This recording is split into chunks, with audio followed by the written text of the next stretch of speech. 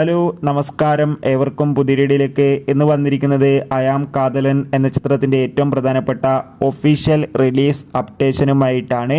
വീഡിയോയിലേക്ക് മുൻപ് video like ചെയ്യുക, ചാനൽ സബ്സ്ക്രൈബ് ചെയ്യാൻ വേണ്ടി ശ്രമിക്കുക.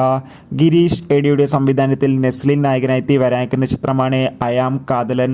എല്ലാ സിനിമാ പ്രേമികളും ഒരേപോലെയാണ് ചിത്രത്തിൻ്റെ ഓരോ അപ്ഡേഷനും അറിയാൻ വേണ്ടി കാത്തിരുന്നത്.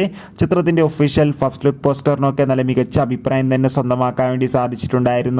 അങ്ങനെ കാത്തിരിപ്പിനോടിൽ ചിത്രം എന്നായിരിക്കും റിലീസ് ചെയ്യുക എന്നിപ്പോൾ ഓൾമോസ്റ്റ് കൺഫേം ആക്കിയിട്ടുണ്ട്.